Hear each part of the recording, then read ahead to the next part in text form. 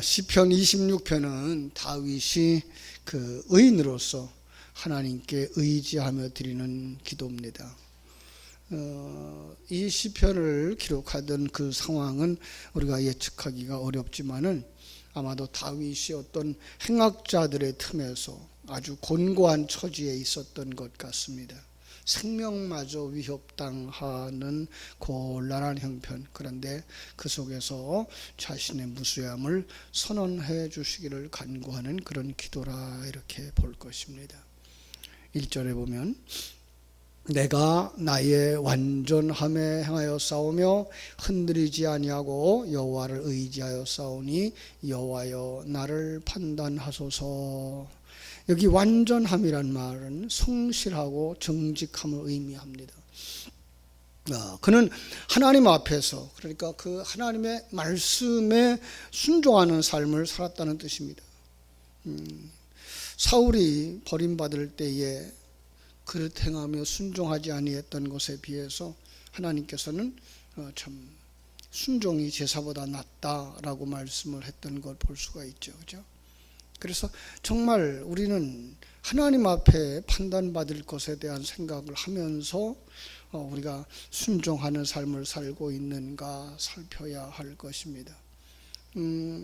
성도가 하나님 앞에서 산다라는 의미를 가지고 있지 않습니까? 그 신전의식을 가지고 산다는 말이죠.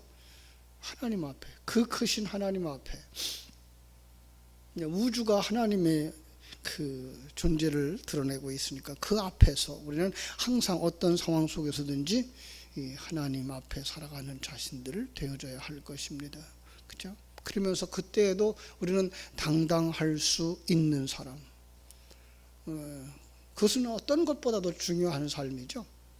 내가 하나님 앞에 살아가고 있다라는 사실, 그리고 정말 하나님 앞에 순종하는 삶, 의의 삶을 살아가고 있다고 하는 것, 그것이 시편 1편이 말하는 복 있는 삶이고, 그것이 시편 23편의 목자의 인도함을 받는 삶이고요, 마태복음 5장에서 나오는 복 있는 자의 삶인 것이고요, 더 나아가서 요한계시록 21장 22장의 천상의 삶인 것이죠.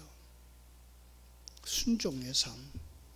그 순종이라고 하는 말은 그저 어떤 것을 해라라고 하는, 그걸 했어라는 그 의미가 아니라 하나님은 크신 분이고, 하나님은 주인이시고, 하나님은 왕이시고, 그 앞에 나는 피조물로서 그 하나님에 의해서 지금 다시 만들어져 가고 있는 천상의 백성으로, 하나님의 아들로 다시 만들어져 가고 있는 그 과정 속에 있다는 사실을 알 때 하나하나 주님의 뜻을 따라 살아가는 삶을 산다라는 의미인 것입니다. 사람들은 대개 자기에 대한 그 사람들의, 다른 사람들의 평가에 관심이 많죠. 나의 행동, 나의 외모, 나의 결정 등 다른 사람이 어떻게 판단할까, 그 평가에 따라서 행복하기도 하고 속상해하기도 하죠. 그렇죠? 아마 이것이 세상 살아가는 사람들의 모든 태도일 겁니다. 그런데 다윗은 하나님의 판단에 귀를 기울이고 있는 거예요. 사람의 시선 의식하지 않을 수 없지만 더 중요한 것은 하나님의 평가. 하나님이 나를 어떻게 평가하실까? 하나님이 나를 어떻게 평가하실까? 내 삶의 모습들, 내게 맡겨준 직분자의 모습들, 정말 나를 어떻게 평가하실까? 그죠? 여기 중요한 것이 뭐야? 판단하소서라고 하는 단어죠. 여기는 조금 더 우리가 깊이 보면 이 단어 속에는 인도하소서, 다스려 주소서라고 하는 뜻이 포함되어져 있는 것입니다. 그리고 하나님께 모든 것을 다 맡기고 하나님의 뜻에 순종하는 삶, 이것이 다윗의 신앙이었습니다. 이 새벽 우리 다시 한번 하나님 앞에 이러한 삶을 살겠다라고 하는 고백들이 있었으면 좋겠습니다. 하나님께서 우리의 마음과 생각, 행동 것을 다 다스려 주시기를 원합니다. 그래서 2절 말씀과 같은 기도가 나오는 거죠. 여호와여 나를 살피사 살피시고 시험하사 내 뜻과 내 양심을 단련하소서. 하나님께 부탁을 합니다. 나를 이리저리 시험해 보시고 내 마음과 생각을 깊이 살펴보소서 부탁하는 겁니다. 어떤 면에서 자신 있다는 의미이기도 하고요. 어떤 면에서 그렇게 함으로써 회개하고 온전하여지겠다라고 하는 각오인 것이죠. 잠언서 16장 3절을 보면은요, 너의 행사를 여호와께 맡기라. 그리하면 네가 경영하는 것을 이루리라라고 말씀합니다. 참 하나님을 의식하는 삶, 하나님을 신뢰하며 하나님께 판단을 맡기고 살아가는 삶, 그리고 하나님의 판단에 옳다라고 생각할 때 감사하고, 그러됐다라고 생각했을 때 회개하고 분발하는 삶, 우리에게 있어야 할 줄로 믿습니다. 주의 인자하심이 내 목전에 있나이다. 내가 주의 진리 중에 행하여. 3절이죠. 인자하심 했어야 됩니다. 영원히 변함이 없는 사랑, 늘 한결같은 사랑을 가리키는 표현입니다. 하나님의 사랑은 성경 어디에서나 바로 이런 사랑으로 나타내고 있거든요.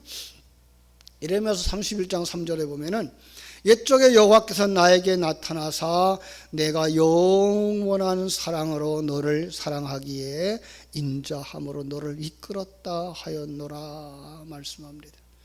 시편 63편에 보면은 주의 인자하심이 생명보다 나음으로 내 입술이 주를 찬양할 것이라 고백합니다. 요한일서 4장 16절에도 하나님이 우리를 사랑하시는 그 사랑을 우리가 알고 믿었노니 하나님은 사랑이시니라. 사랑 안에 거하는 자는 하나님 안에 거하고 하나님도 그의 안에 거하시느니라. 이렇게 말씀하고 있습니다. 여러분의 삶 속에서 주님의 인자하심이 내게 충만합니다. 내 목전에 있나이다. 우리 주님 한결같이 사랑하면서 우리 주님을 바라보며 삽시다. 권할 수 있는 참 사랑에 충만한 성도들 되어지기를 주님의 이름으로 축원합니다. 3절 후반절부터 5절까지 말씀을 이렇게 읽어보면서 제가 얼른 떠오르는 것이 있는데 그게 바로 시편 1편의 말씀입니다. 한번 제가 3절 후반절부터 5절까지 읽어드릴게요. 가만히 묵상해 보세요. 내가 주의 진리 중에 행하여 허망한 사람과 같이 앉지 아니하였사오니 간사한 자와 동행하지도 아니하리이다. 내가 행악자의 집회를 미워하오니 악한 자와 같이 앉지 아니하리이다. 내가 진리 중에 행하여 여호와의 율법을 주야로 묵상합니다. 먼저 나왔어요, 이게. 그죠? 그래서 뭐라 그래요? 허망한 사람과 같지 아니하고 간사한 자와 동행하지도 아니하고 내가 행악자의 집회를 미워하니 악한 자와 같이 앉지 아니하겠습니다. 악인의 꾀를 쫓지 아니하며 죄인의 길에 서지 아니하며 오만한 자의 자리에 앉지 아니하겠습니다. 그리고 뭐예요? 여호와의 율법을 즐거워하여 주야로 묵상하겠나이다 라는 삶. 복 있는 사람이죠. 거듭난 사람, 하나님의 자녀의 모습, 주의 말씀이 그죠? 우리 속에 늘 묵상되어지는 사람, 지난 주일 말씀처럼 내일을 준비하는 사람, 그릇 중에서도 깨끗한 그릇, 이것이 바로 우리가 추구해야 될 삶인 것입니다. 8절로 9절에 보면은요, 이 교회 사랑에 대한 말씀이 나와요. 여호와여 내가 주께서 계신 집과 주의 영광이 머무는 곳을 사랑하오니 내 영혼을 죄인과 함께 내 생명을 살인자와 함께 거두지 마소서. 주의 계신 집, 영광이 거하는 곳, 하나님의 통치가 이루어지는 곳, 그죠?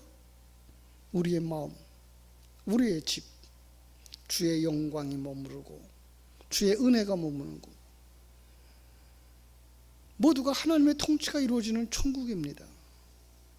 임마누엘 하나님을 모시고 사는 사람, 하나님의 그 다스림을 사모하는 사람, 하나님은 결코 그를 사단과 그를 위하여 추종하는 자들을 위하여 예비한 지옥에 던지지 않을 줄로 믿습니다.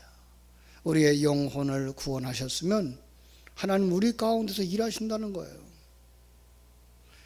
우리를 구원하셨다, 우리를 택하셨다, 거기서 끝나신 게 아니라 그를 완성시켜서 하나님의 아들로 완성시켜, 마치 성전을 건축하듯이 하나하나.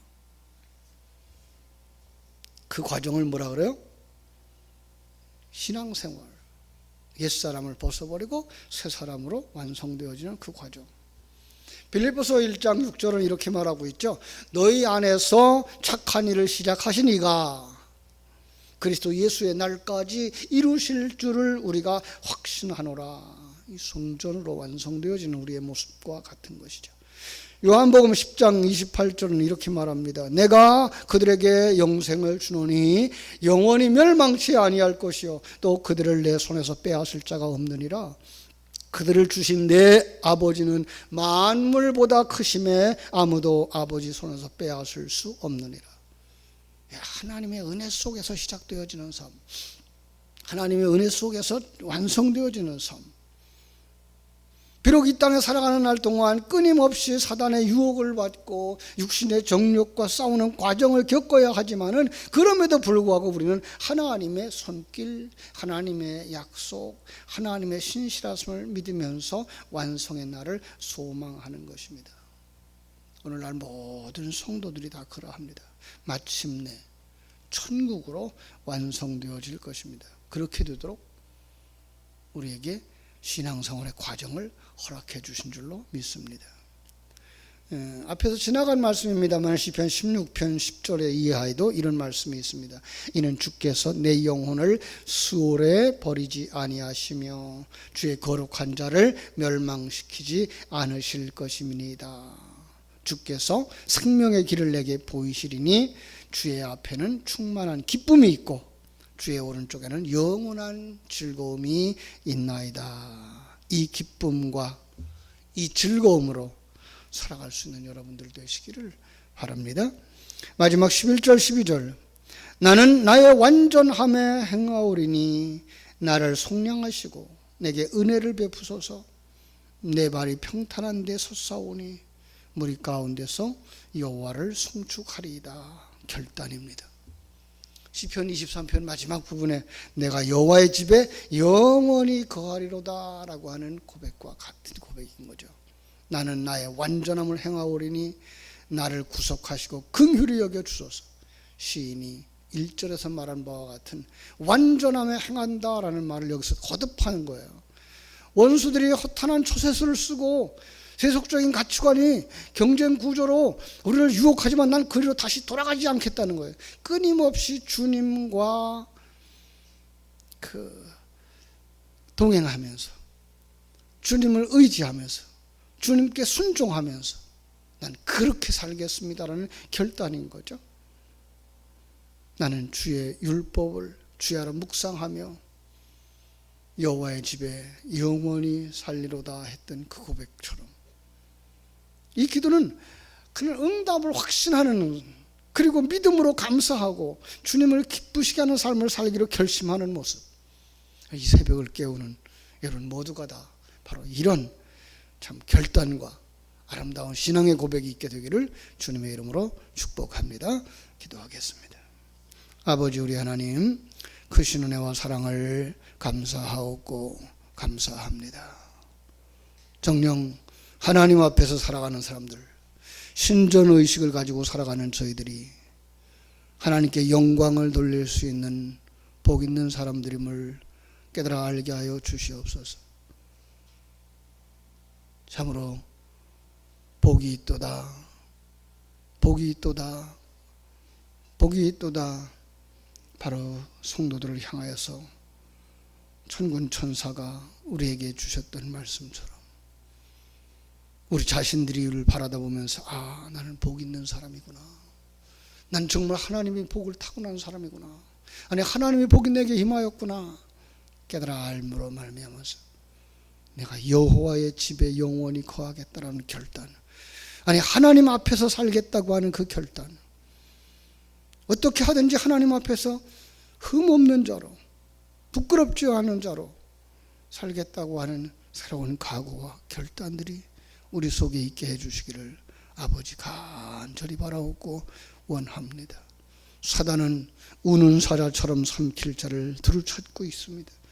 코로나19 전염병처럼 알게 모르게 우리 속에 파고 들어와서 우리의 중심의 생명을 무너뜨리고 부숴버리고 썩게 만드는 그 작업을 하고 있습니다. 그래서 세속화되어지고 다시 옛 모습으로 돌아가본 이런 어리석음으로 우리를 만들어가고 있습니다. 어떤 면에서는 종교인의 탈을 쓰고 살아가는 사단의 모습을 닮아가는 그리로 이끌어가고 있습니다. 아버지, 그때에 하나님 우리에게 생명의 말씀을 부어주셔서 하나님을 알게 하시고 하나님을 바라보게 하시고 하나님의 일하심 속으로 들어가서 정말로 옛사람을 벗어버리고 새 사람으로 완성되어져 가는 복된 성도들이 다 되게 하여 주시옵소서. 오늘 하루의 삶도 주님께 부탁드립니다. 이 일마다 때마다 함께 해주시고 한없는 은혜와 복으로 채워주시옵소서. 거룩하신 예수님의 이름으로 기도하옵나이다. 아멘.